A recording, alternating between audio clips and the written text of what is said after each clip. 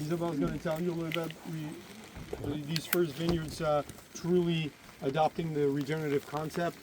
I'm just going to talk about Costières. As you can see, we're a little plateau. Think about the Rhone River 2 million years ago. That was about a couple hundred times the size it is today.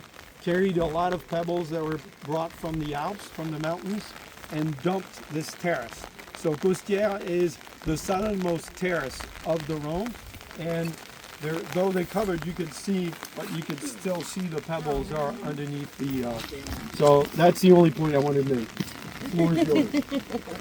So I think one of the first things you notice is there's a lot of things growing in the vines, a lot of grass, which is, maybe not the picture we have of Southern Rhone vineyards.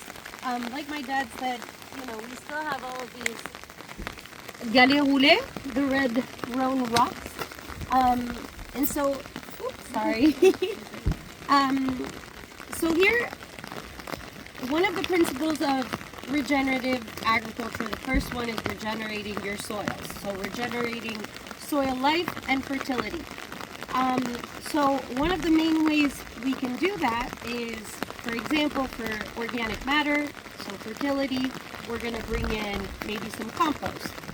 But one of the main actions we also make is cover cropping, so seeding plants within our rows. So it has a very important, role to play throughout the 4 seasons of the year. In the month of August, we come in and we seed while the soil is still super hot and right before the first rain. The first rain with the heat means a bunch of nutrients are released into the soil. To permit nutrient cycling and make sure it's not leached into the soil, these plants are going to grow, pump out all of that nitrogen and grow a really, really nice canopy and become quite huge. The other cool part, it is raining, is that, in the winter we get quite a bit of rain in this region, so it's really important to make sure we keep all that rain into our soils.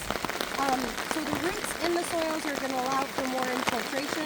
The organic matter that still acts as a sponge. So come the spring, we're going to come in and plant and roll over these cover crops. We've done a few passes, and for example, you can see this was the first pass. It's slowly breaking down and slowly feeding the plants. The idea is having different, passes so that it releases slowly so the vines don't get a bunch of nutrients all at one time.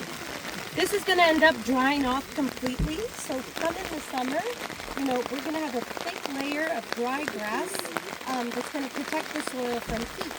These big galets roulés can keep up a lot of heat, and in, a few decades ago when the weather was quite different, it was good because it would give back some heat. These are white grapes. The style of wine we like to make is with a lot of tension and freshness, and so keeping the soil as cool as possible, as moist as possible in the face of heat events is really important.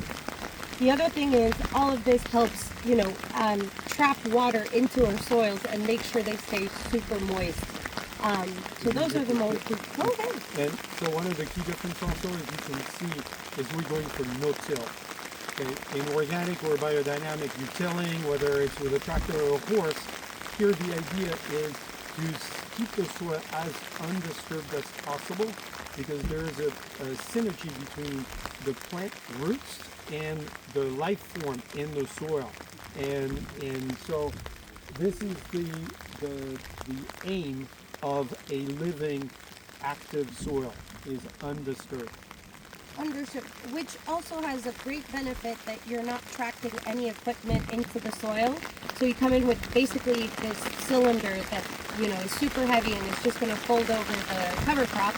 And that requires very little, horsepower. So you're, watching your carbon emissions.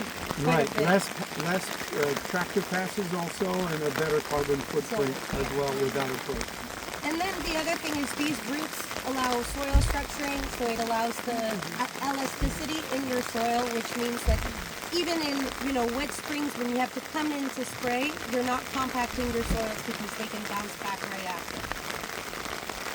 Okay, maybe considering the rain, maybe we move on to the well, the Unless- second part is yeah. the ecosystem, and then we'll talk about No, I mean, we want to. So the other side. maybe we can just, yeah, follow me on